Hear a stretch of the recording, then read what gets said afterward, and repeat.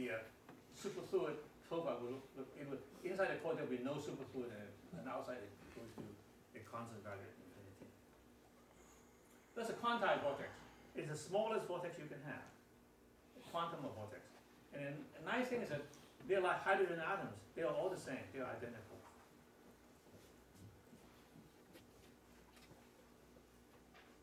We to work with this, we have to approximate this profile with a square shape, so that the density is uniform outside, so we can use the Robertson-Walker metric.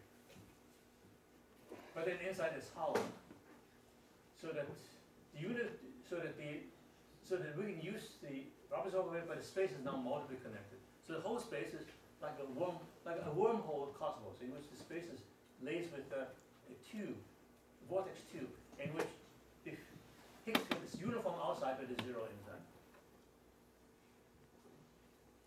And this vortex tube system represents an emergent degrees of freedom.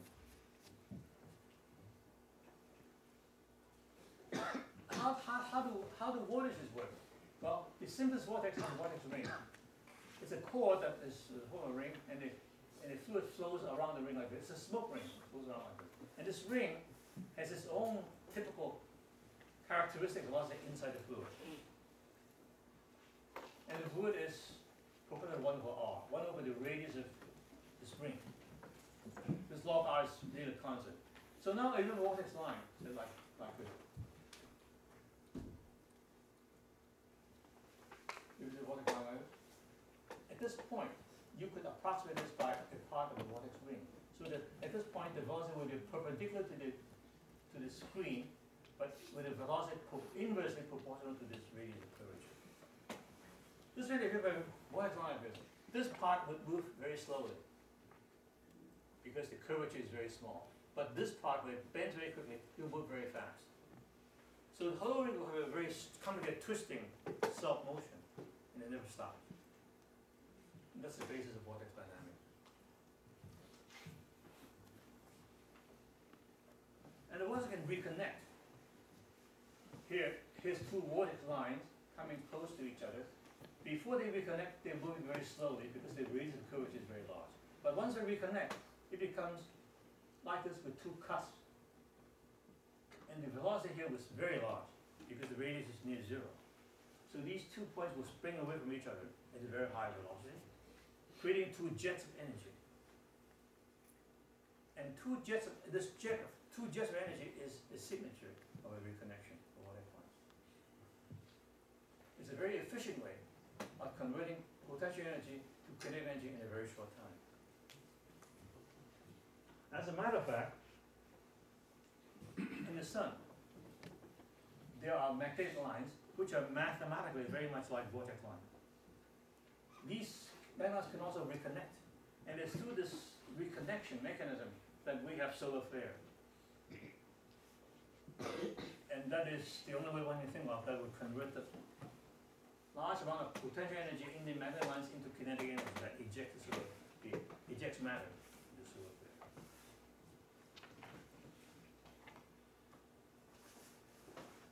Now, if they reconnect enough, the thing will get so complicated that you get quantum turbulence. Here's a computer simulation. You have a system with large vortex rings, and then they reconnect, and you keep supplying large vortex rings.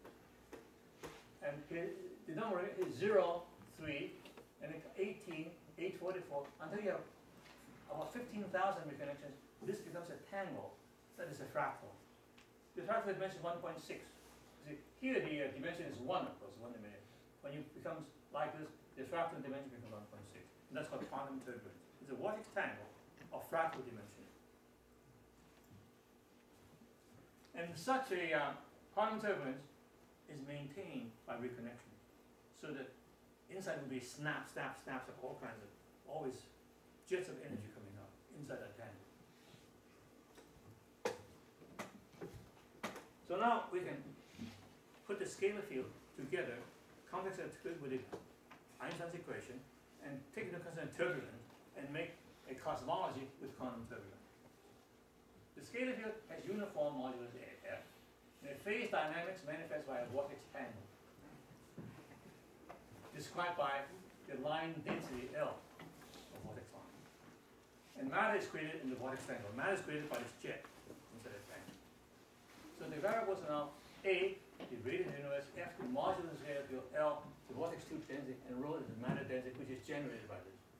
And how do we write an equation for this? A dot is from Einstein's equation. F is from just a field equation. L dot is, we use the phenomenological invariance equation from liquid helium. And rho dot is from overall energy minimum conservation. And this then closes the system. So I just want to, here's what we had before, with this real scalar field. With a complex field and with quantum turbulence, it gets replaced by this. And matter creation is taken care of by the vortex reconnection. And the scale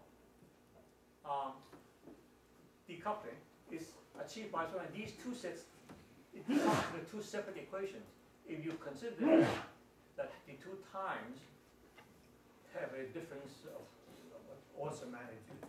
But again, I don't want to go into this in too much detail, but you get a general idea. That's the. Again, we have a self-contained mathematical initial value problem. And it naturally wants to decouple into two separate equations obeying different scales. And that this matter equation gets its creation from the vortex. So the matter equation is the vortex tangle grows and eventually decays. And all the matter needed to gas formation was created in the tangle. And this picture replaces usual so-called inflation. In the usual inflation, they also had a scalar field, but there's something called the slow roll, and then afterward there's a reheating, and all that is now replaced by this reconnection. After the decay of the quantum turbulence, the standard hot Big Bang theory takes over. Our model relinquishes control to the standard hot Big Bang theory. With one difference, the universe remains a superfluid.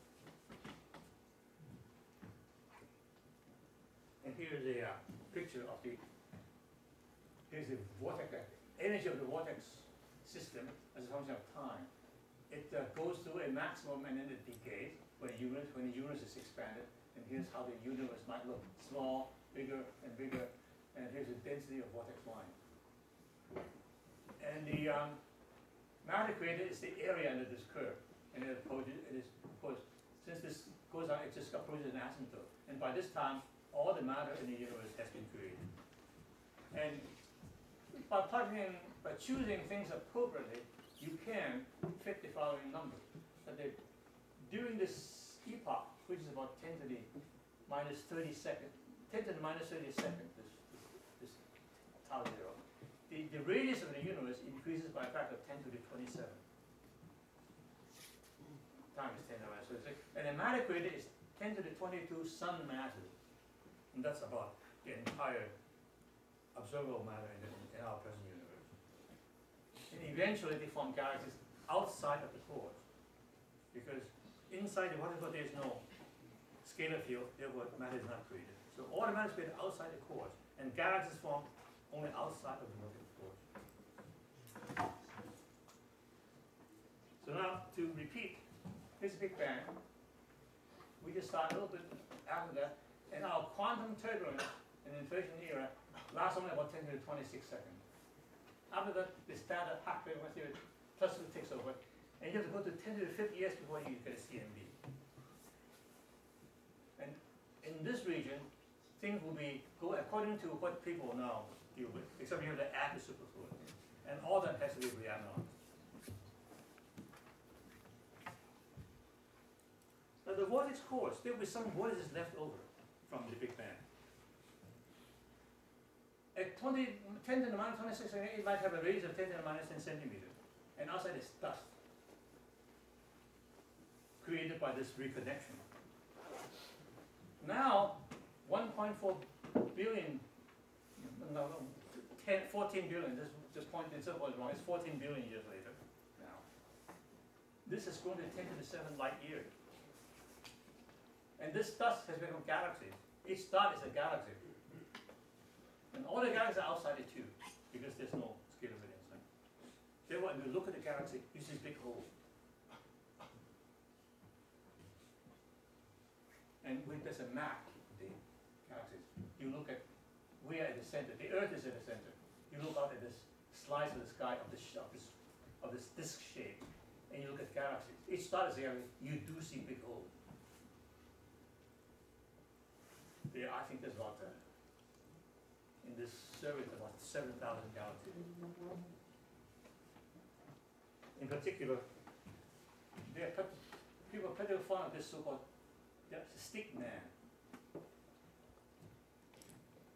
These holes, and these guys form like a stick man. The holes are 10 to 7 light years. And I can simulate this by superimposing 3 vortex tube. And this beginning look like stick man. Excuse me, observationally, are the voids really empty? Because you're saying the voids are actually, you're saying There's the no voids are galaxy. actually the vortex core.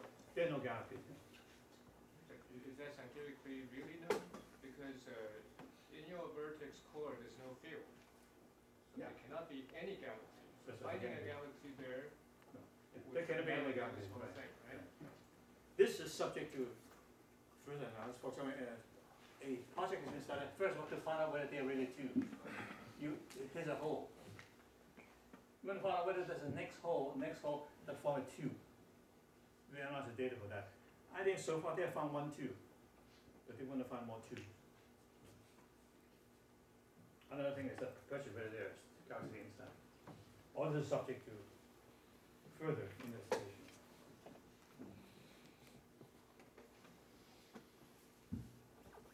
Reconnection of huge vortex tubes in the later universe will be rare but spectacular. This might be a gamma ray burst. A few events per galaxy per million years, lasting milliseconds to minutes. And the energy output in 1 second is the sun's output in its entire life, even a year. Again, the recognition produces 2 jets of energy. So, it's very speculative, but this could be a candidate for it. Also, a black hole is a very, very rapidly rotating object. It would drag the superfluid around it into rotation. Now, the superfluid cannot rotate except by developing vortices. So that a black hole would be surrounded by vortex lines, like a dipole, like the one sketched on the left. Now, what happens is we look at the center of the Milky Way near Sagittarius, where we know there are black holes. There are these mysterious lines they call non-thermal filaments. Now, those lines could be part of these vortex lines. Again, that has to be investigated both carefully, computation and observation. Dark matter now. In a vacuum, the scale will be uniform everywhere without any perturbation. But if we put a galaxy here, the galaxy will attract the superfluid to its neighborhood due to the matter-scalar interaction, forming a halo around the galaxy. And that halo is dark matter. And when this galaxy moves, that halo will move with it, like a soliton. And this can be checked by computation.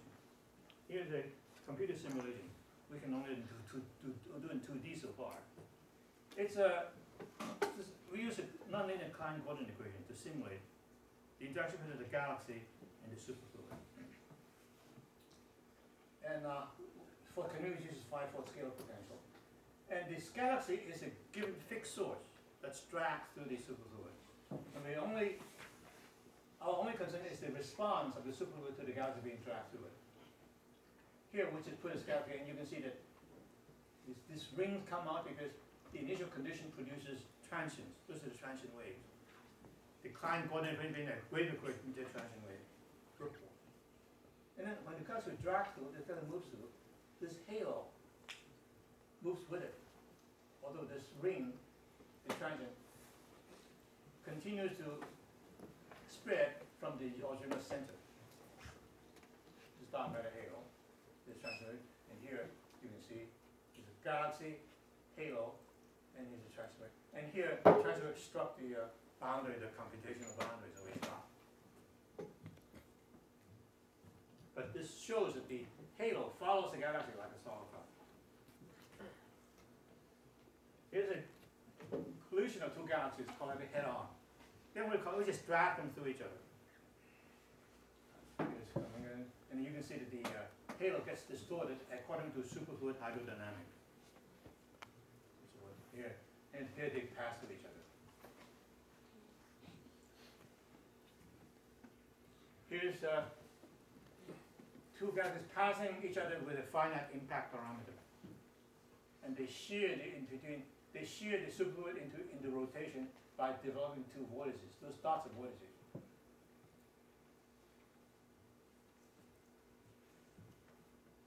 And here's a picture of a galaxy, rotating galaxy, with a vortex lattice surrounding it. There are layers of vortices. Each dot is a vortex. There are layers of vortices surrounding it. And a vortex is adopted such that if you go around it, the phase changes by 2 pi. And this is a phase diagram. Those are the spokes of this chrysanthemum are strings across which the phase jumps by 2 pi. So this verifies that there's a real vortex. I'm going to show an animation of these things later. But here I just want to show the team that worked on this at the Institute of Advanced Studies in Singapore. And you can find some references on in the archive. So, let's see, how do I show this? Can I just stop this and just run that ABI? Excuse me, does you explain the amount of dark matter that seems to be Yes, it can be fitted. So we can fit it. But it's a parameter of the Klein coordinate equation. We can fit it. Here's the galaxy moving. So the transient wave. And then the wave hits the boundary, gets reflected back, and then we stop.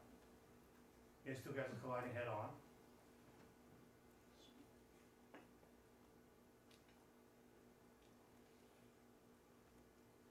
Here's two galaxies colliding with an impact parameter. You can see that the vortices develop. And they move away, carrying with them their vortices.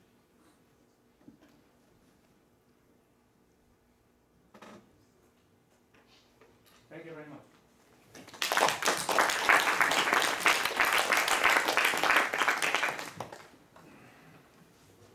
And Professor Huang for a very interesting talk. Any questions? Nobody. So I'm interested that your vortex reconnection is dissipating or conservative? It's dissipated. So the entropy will be increased. Yeah.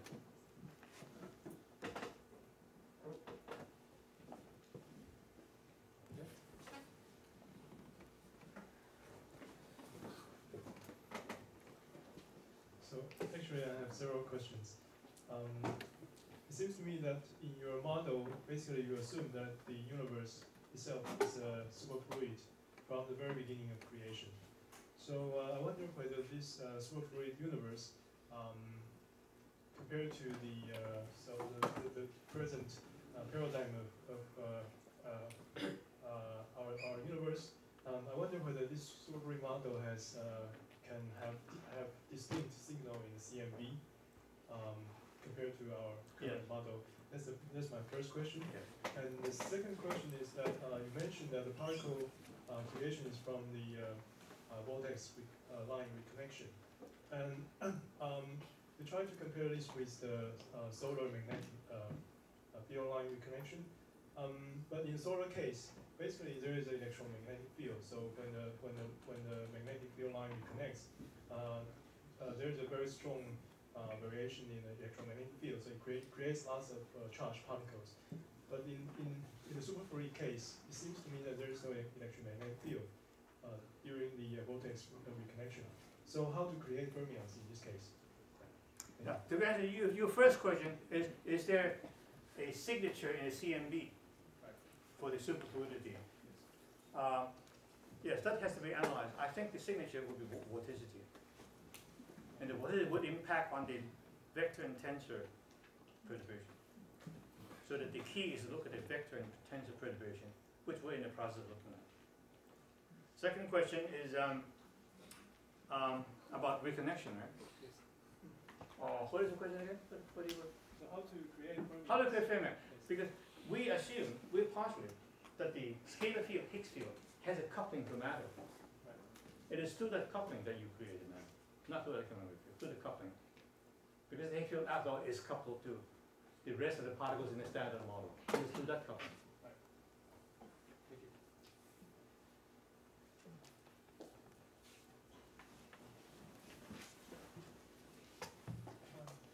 So I wonder how did you create those vertices? Is that during the electroweak phase transition? Those vertices? Yes. The vortices. Yes. Once you have a superfluid with a complex phase, you cannot avoid having it if it is out of equilibrium. Because if it flows, then the phase changes. Once it changes, there's superfluid flow. When there's velocity flow in a complex phase, there must be vortices. Like in the atmosphere, you cannot avoid it. So it's very natural. A vortex is nothing but a way to reconcile the difference in velocity very far away. One part here flows this way, the other part flows this way, but they come together, there's a vortex.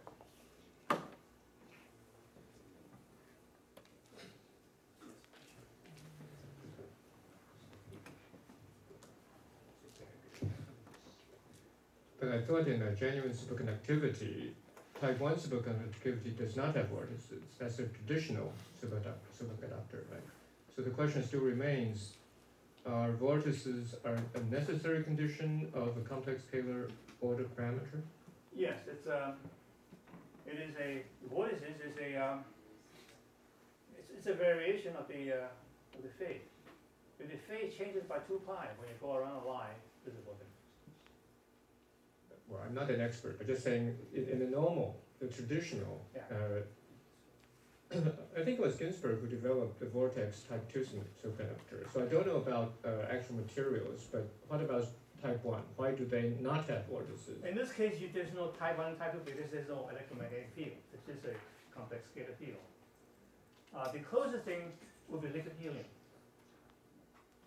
Yeah, right, but the traditional view of superconductivity is that magnetic fields cannot penetrate a superconductor, but type 2 one can because of vortices. Yeah. So we're more familiar with type 1. Yeah. But So- we're also so- very familiar with liquid helium. No, but I'm just saying that at the fundamental level, are vortices a fundamental consequence of a complex scalar order Yeah. parameter? Yeah. Okay, you say so. In Okay. liquid helium, we see it. If we take a tank of liquid helium, we see vortices throughout. I have 2 additional comments or questions. Now, well, I am actually in one of those experiments who discovered this boson. But I Are you also, the Higgs? yes, I'm a CMS member, okay. Are you a CMS? I am a complex scalar field, well, maybe not complex scalar, but I'm a You in complex. CMS. I am in CMS. You are not the person standing there. Now I think to do a theorization is okay, and one can always use an order parameter, since epsilon after the beginning of the universe. However, just like Ginsburg-Landau, and you immediately jumped and said that electron pair condensation. So that is a familiar picture in nature, and this is a big debate in particle physics, as you know very well. So to have a complex scalar field and we have an object that looks like that, it's a far cry to say that it, although people all already accept it, but as as physicists, we are empirical. It is not yet an empirical truth that the object we discovered, started out there from the very beginning of the universe. So since you use the language of order parameters, Ginzburg-Landau, you make that assumption, and then you make further assumptions. They are all okay, but to say this is the Higgs field, I would say we need further experimentation. Okay, the second comment is, you use a vortex connection or whatever, these matter jets, but you completely gloss over or ignore the fact that the matter and antimatter will be created equally. So how do you get rid of the antimatter, and at which epoch? You would get rid of it in the ordinary theory way, in that epoch after the Big Bang. Yeah, but whatever mechanism, maybe decay, I don't know, that would happen after the Big Bang. right, but this does not affect the evolution of your universe. Okay, anyway, so Well, I think all your questions are well taken, but you have to realize that this is a theory. But just there are many assumptions. Of course, it's a theory. Okay. Well, I'm very ignorant about cosmology, but let me ask one question. How, in the light of your thinking, how will you view the term vacuum? What will vacuum mean? Well, that's a question, that's not my view, that's a question settled a long time ago by quantum field theory. The vacuum is a very dynamical medium filled with quantum fluctuations. Fluctuating electron-positron pairs, for example, that we know about. Okay. And here's the Higgs field, which is an average field, but there are fluctuations about that field also. But in the light of that, how will you view the special theory of relativity? There's no special problem. Special theory of relativity holds in a patch of space-time that's flat. And all our concept of the vacuum, we picture it, that's because we want to fulfill special relativity. That's how it comes. Special relativity predicts the existence of antiparticle. Because E squared is equal to P squared plus M squared. And there are two roots of, there are two roots that when taking those two roots are particle and antiparticle. And in the Dirac equation, it gives you the negative energy state. And we have to fill that, and that gives you the dynamic vacuum. So that happened a long time ago. But you see, well, at least the orthodox theory, special theory of relativity comes from the invariance. Yes. Translation or Right.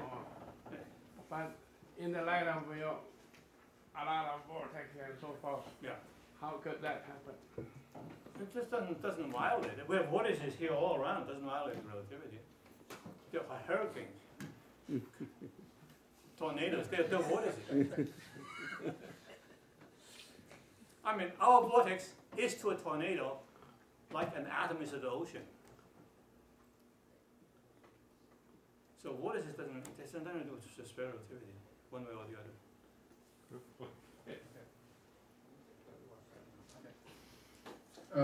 Any more questions?